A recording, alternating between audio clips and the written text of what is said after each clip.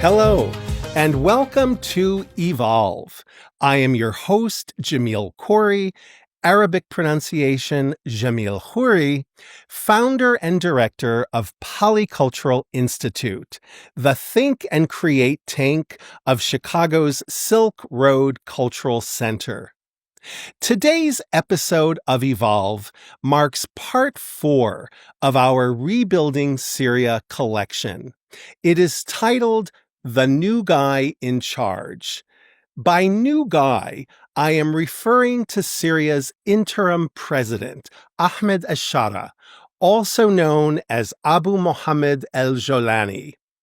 Before diving in, I think it is important to note that I have only known Syria under the Assad tyranny.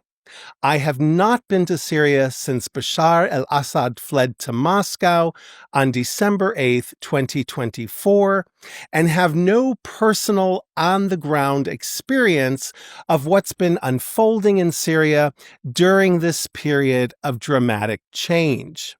That said, I follow news and analyses from Syria closely, almost obsessively, from multiple sources and perspectives across the political spectrum, and I communicate with individuals who are either in Syria or have been there recently.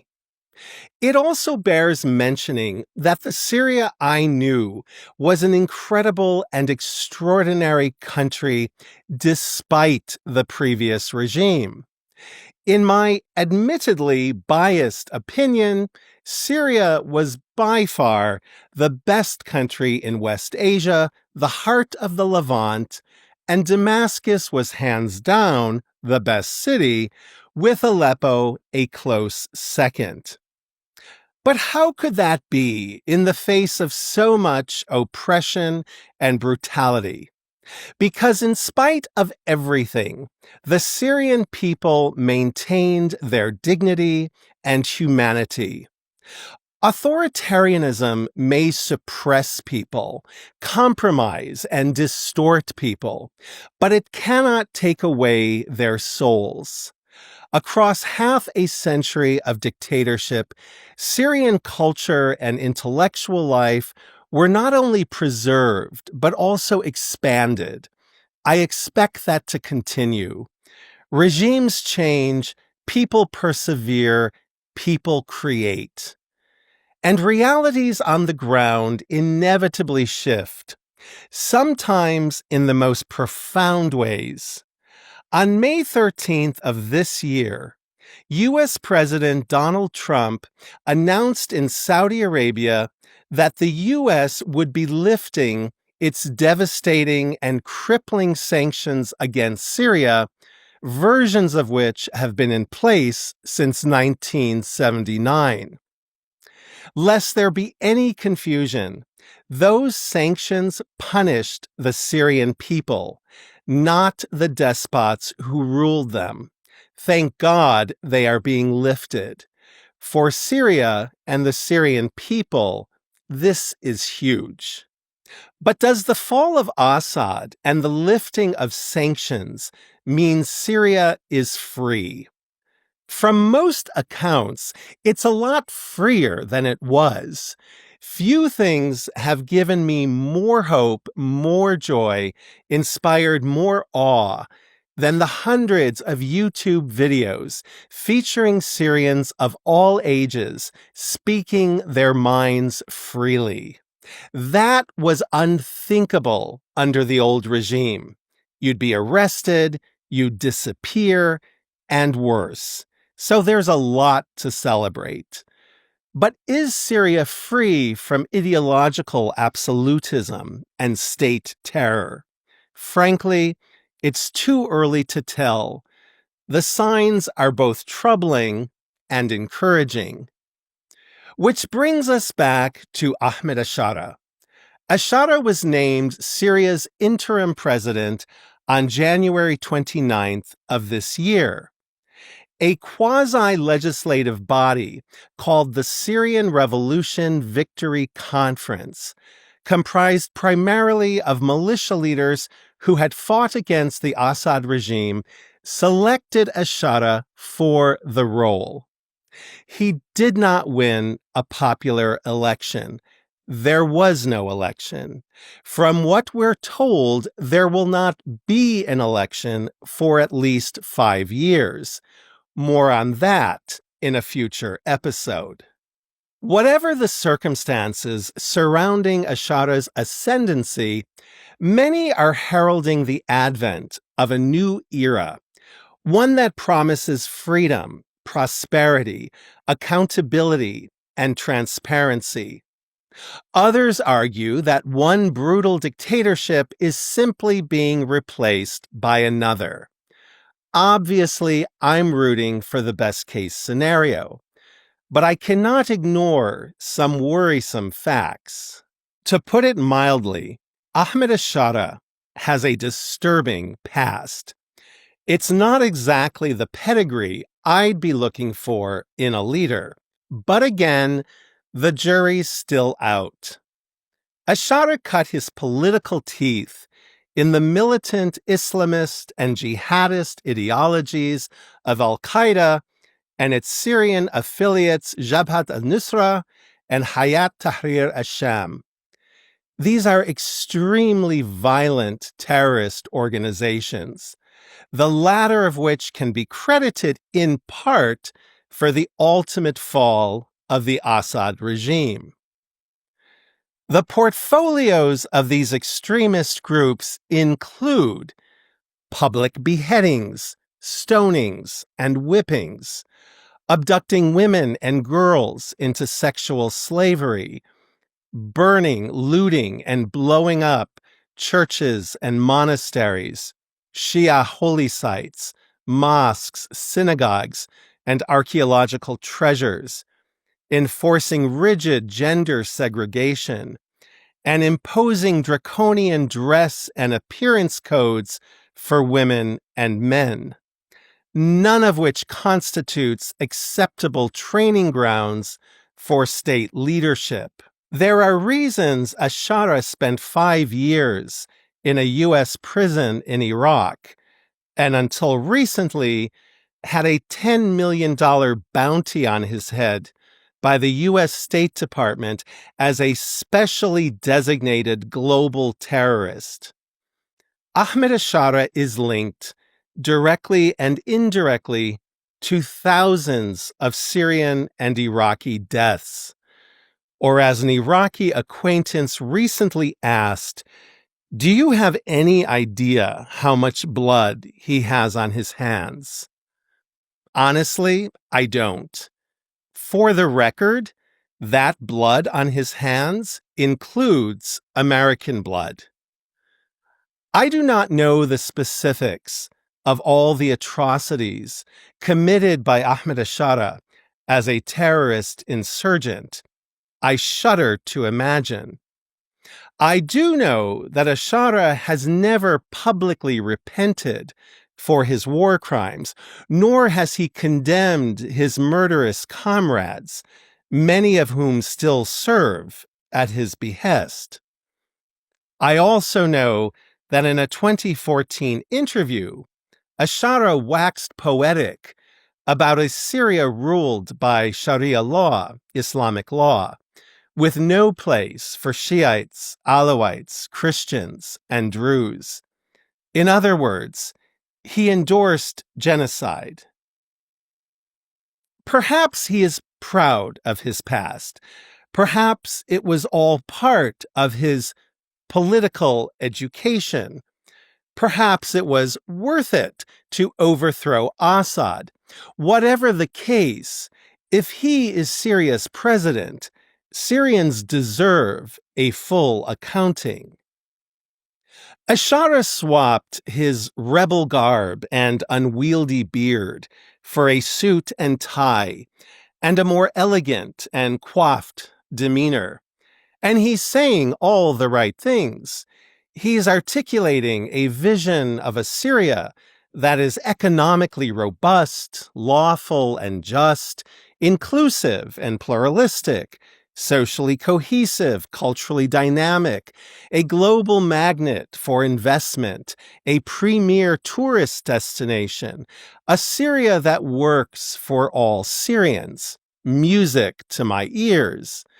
But to be clear, Al-Qaeda and its affiliates may appreciate the strong economy talk.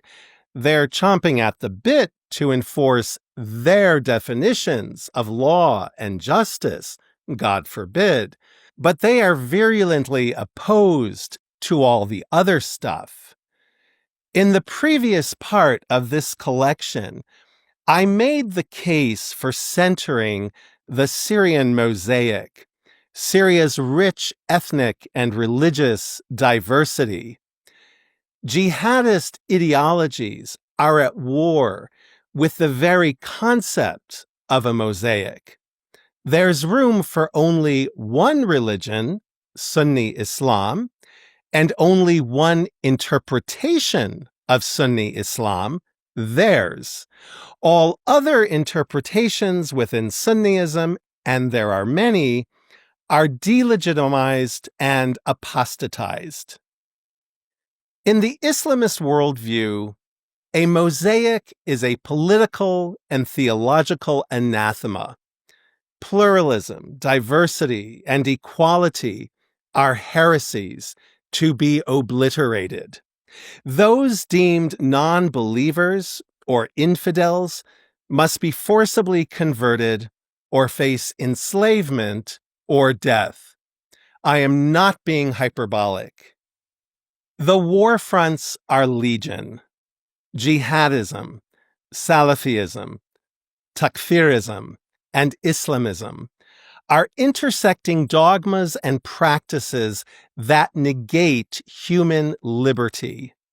They are at war with the reality of difference, different beliefs, and non-beliefs.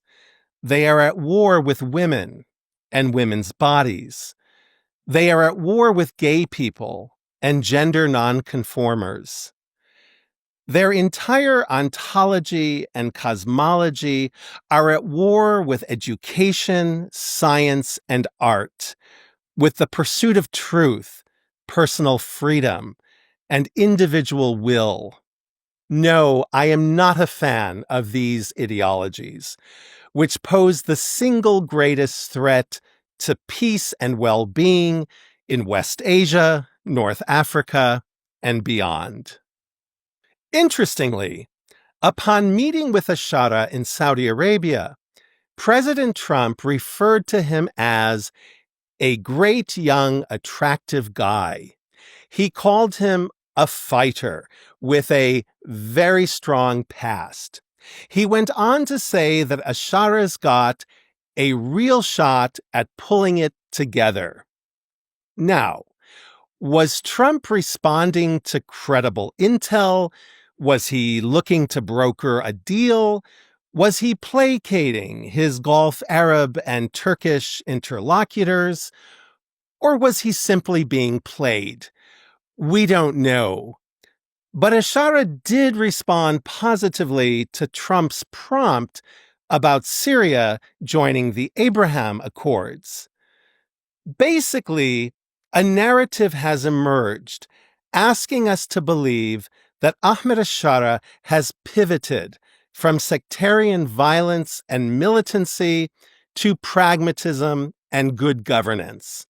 That the genocidal death cult of his formative years has given way to a platform of inclusion and economic growth within an undefined Islamic framework. Mind you, promises to restore electricity and water services have yet to be fulfilled. I'd personally recommend Al Sharaa's first focus be that. 90% of Syrians live below the poverty line. If this emerging government builds an economy that gives Syrian families relief and upward mobility, and stops worrying about people's religious beliefs, they'd be national heroes. But material security requires physical security. In March of this year, the world witnessed a catastrophe. Horrific massacres were perpetrated in Syria's coastal provinces by Ashar's forces and allied militias.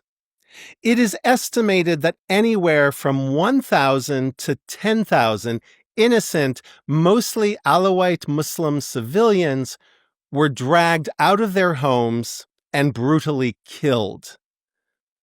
It didn't stop there.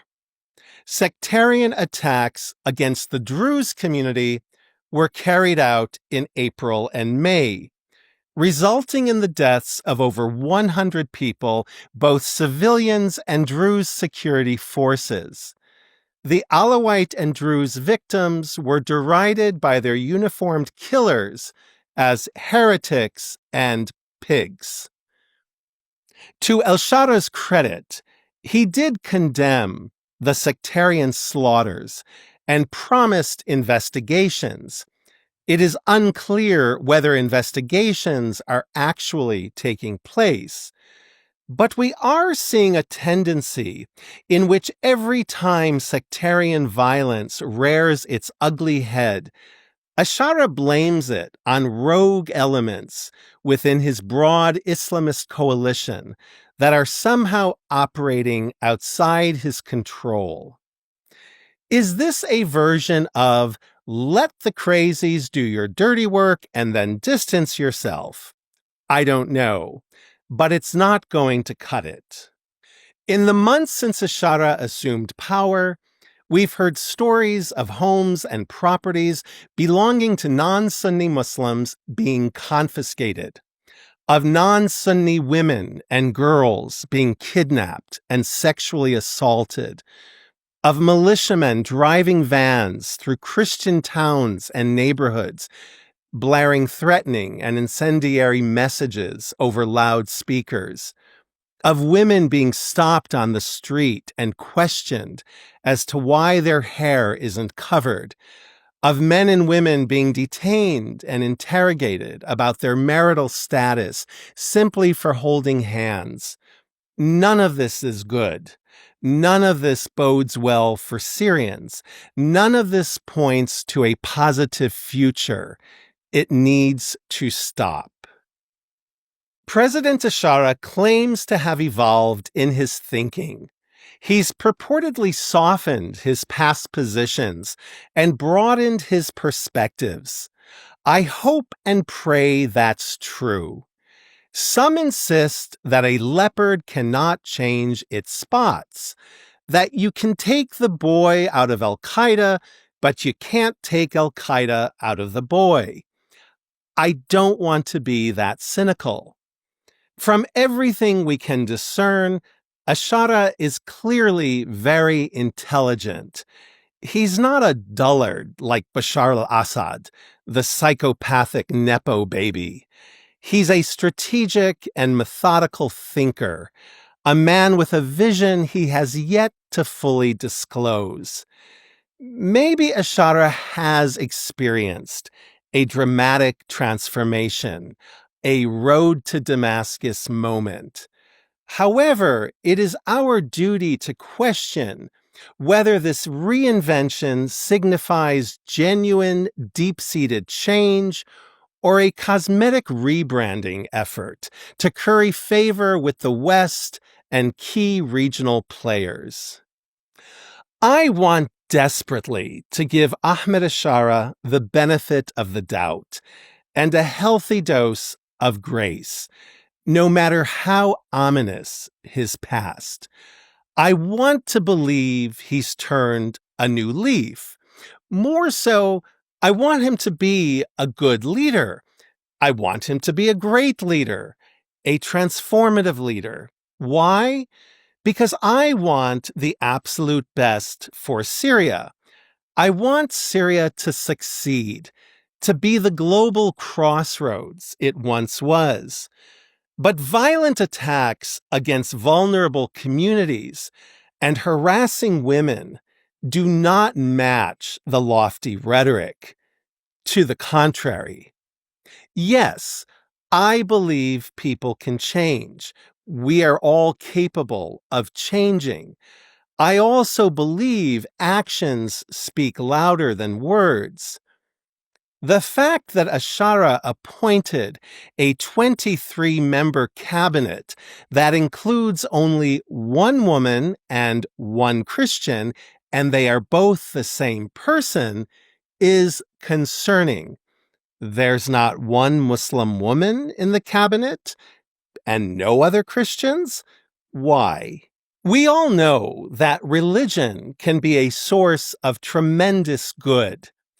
It can also be a cause of horrendous evil. I think it's wonderful that Syria's new president believes in God, that he prays, that he's an observant Muslim, that he takes his faith seriously. Those are beautiful things. Those are important things. May his faith be a source of tremendous good. I, too, am a religious person. I believe in God. I pray. I attend church regularly. Christianity is central to who I am. I am not advocating for a secular Syria. Freedom of religion and freedom from religion are not mutually exclusive. I am advocating for a religiously and culturally pluralistic Syria, and that includes pluralistic Islam.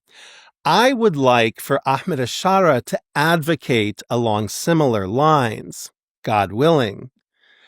I don't want Syria to be an autocratic, theocratic, fundamentalist state. I don't want Sharia law to dominate Syrian jurisprudence.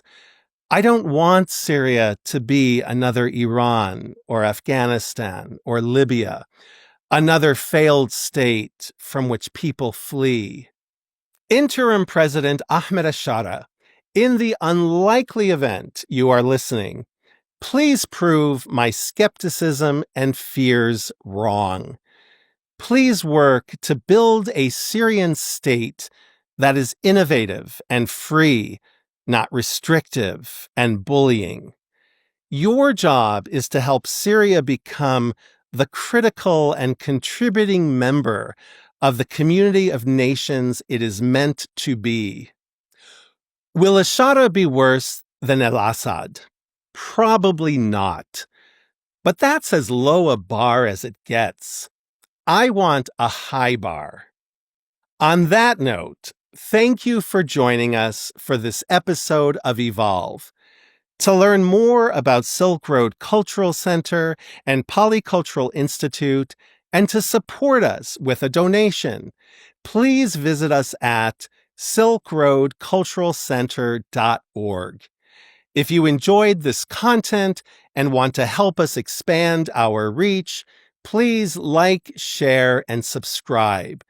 We all have a role to play in rebuilding Syria. Until next time, thank you for tuning in. May God bless and protect you.